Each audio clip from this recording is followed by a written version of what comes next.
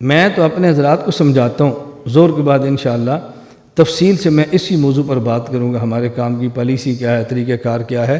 میں ایک ایک چیز آپ کی خدمت میں پیش کروں گا، تاکہ اس لیے کہ آپ ہمارے پاس 3 دن ٹھہرے ہیں، آپ بعد میں غور کرنا کہ جس طرز پر ہم کام کرتے ہیں طرز ٹھیک ہے یا غلط ہے، اس طرز پہ کام کرنا چاہیے کہ نہیں، اس طرز والوں کا ساتھ دینا چاہیے کہ نہیں۔ زور کے بعد اس سے انشاءاللہ تفصیل سے بات کریں گے، ٹھیک ہے؟ کرنی چاہیے کہ نہیں؟ چلیں، ہمارے جو عقائد ہیں وہ تو آپ کے سامنے آ رہے ہیں نا، جو عقائد ہیں وہ تو آ رہے ہیں نا۔ ان عقائد سے آپ کو اتفاق ہے، اختلاف ہے؟ اب میں پالیسی پیش کروں گا زور کے بعد، پھر میں آپ سے پوچھوں گا آپ کو اتفاق ہے یا اختلاف ہے۔ میں نے آپ سے کہا تھا نا کہ 2 چیزیں ہیں، نمبر 1 عقیدہ اور نمبر 2 طریقہ۔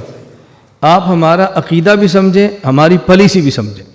آپ جس پر سرخ نشان لگا سکتے ہیں کھل کر لگائیں، ہمیں قائل کریں، ہم اس کو ختم کر دیں گے۔ عقیدہ تو ہم آپ کے کہنے پر ختم نہیں کریں گے، یہ تو پکی بات ہے، کیوں؟ یہ ہم نے اپنے کعبے سے لیا ہے، اس کو نہیں چھوڑ سکتے۔ ہاں، جو طریقہ کار اور پالیسی ہے، اگر ہماری غلط ہے، ہم خوش دلی کے ساتھ اس کو غلط سمجھیں گے، اعلان کریں بھی ہمارا ترتیب غلط ہے، یہ ترتیب صحیح ہے، زور کے بعد اس سے بات کریں گے، تاکہ میں کہتا ہوں کہ آپ کے سامنے عقیدہ بھی آئے، آپ کے سامنے ہماری پالیسی بھی آئے، پھر آپ اس عقیدہ اور پالیسی کو اپنے اساتذہ مشائخ کے سامنے رکھو۔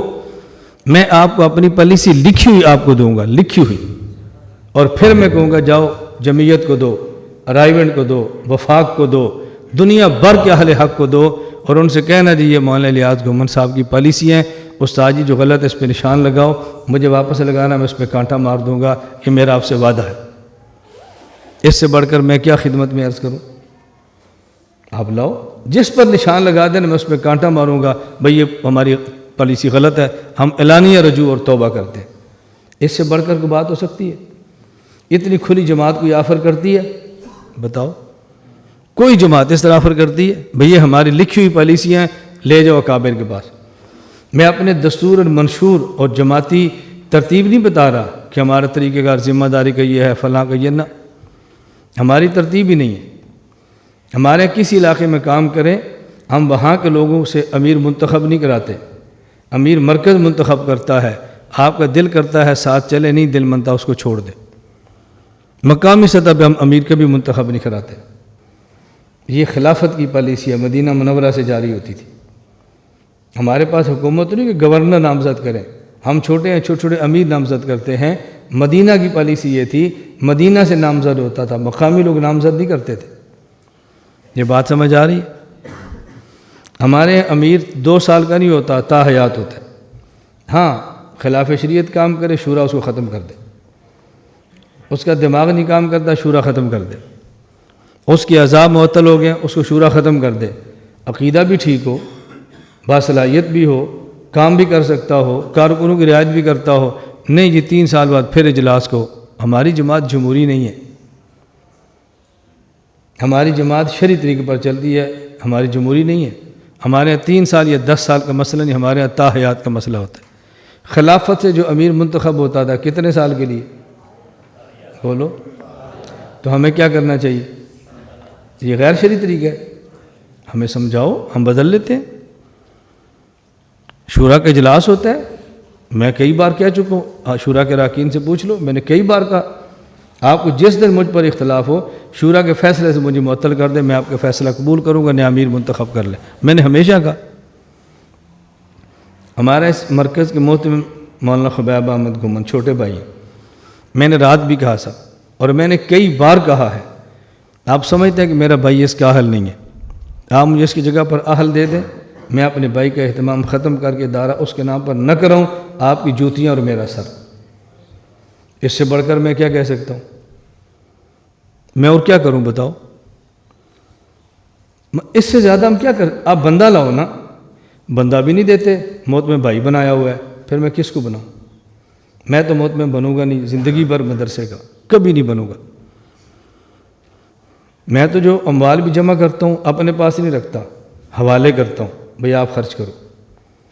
ہمارے یہاں جو بندہ جس موقع پر حساب کتاب رکھتا ہے، سارے حضرات بیٹھے ہیں، آپ میرے ڈرائیور سے پوچھ لیں، ہمارے ناظم سے پوچھ لیں، کسی بندے سے پوچھ لیں، میں نے آج تک زندگی میں حساب نہیں لیا اور کبھی بھی حساب نہیں لیتا۔ یہ 50,000 روپیہ لیا، استاد جی 5,000 بچ گئے ہیں، 45 خرچ ہو گئے۔ میں نے کہا ٹھیک ہے جزاک اللہ۔ اور اعتماد کسے کہتے ہیں کہ تو بھی آپ غلط کرو گے اللہ کے یہاں بھگتو گے۔ میں نہ تمہارے اوپر شک کرتا ہوں، ہاں جب شک کروں گا آپ کو فارغ کر دوں گا، نیا بندہ رکھ لوں گا۔ جب تک مجھے شک نہیں ہے تب تک میں حساب کے چکر میں نہیں پڑتا۔ اس سے آسان کیا کام ہو سکتا ہے؟ میں ایک بات کہنے لگا ہوں، شاید بعض لوگ اس کو اچھا سمجھیں، شاید بعض اچھا نہ سمجھیں۔ میری 4 بیویاں ہیں، میں نے کبھی اپنی بیوی کا موبائل چیک نہیں کیا، نہ کال، نہ میسج، نہ واٹس ایپ۔ میں نے کہا نہ میں چیک کرتا ہوں، نہ زندگی بھر کروں گا، اس لیے کہ مجھے تمہارے اوپر اعتماد ہے۔ جس دن مجھے اعتماد نہ رہا میں طلاق دے کے نکاح سے نکال دوں گا۔ یہ چیکنگ مجھ سے نہیں ہوتی۔ بات ختم ہو گئی، سمجھ آئی؟ اب ہمارے درمیان کبھی غلط فہمیاں نہیں ہوگی۔ غلط فہمی کب ہوتی ہیں؟ اب بیوی کا موبائل چیک کرتے ہیں، کبھی اس کا فون، کس کا فون تھا، میسج کس کا آیا تھا؟ نہ میسج چیک کروں گا، نہ واٹس ایپ چیک کروں گا، نہ کال دیکھوں گا۔ جب اعتماد نہیں ہوگا طلاق دوں گا اور فارغ کر دوں گا۔ بس مجھ سے ذہنی ٹینشن میں نہیں رہا جاتا۔ اس وجہ سے میں ٹینشن فری ہو کر کام کرتا ہوں اور مجھے کوئی ٹینشن نہیں ہوتی۔ یہ میں آپ کو گر دے رہا ہوں، گر، آپ اس کو پلے باندھ لو، آپ گھر کی زندگی سے ٹینشن فری ہو کر بے نیاز ہو کر دین کا کام کرو گے۔ آپ کی گھر والی کو آپ پر اعتماد ہے، آپ پورا سال گھر نہ جائیں اور اس کو یقین ہو مجھ سے محبت کرتا ہے، کسی غیر عورت سے تعلق نہیں ہے، وہ کبھی تم سے نالا نہیں ہوگی۔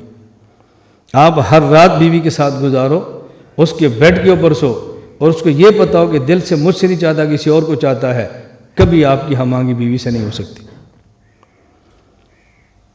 میری گزارش سمجھ لیں، کبھی ہم آہنگی نہیں ہو سکتی۔ اب یہ مستقل عنوان ہے کہ میں آپ کے گھر کے امور پر آپ کی تربیت کروں، گھر کیسے چلتے ہیں، گھر کیسے چلتے ہیں، گھروں کا ماحول کیسے ٹھیک رہتا ہے، اولاد اور بچوں اور بیویوں کیسے سنبھالتے ہیں۔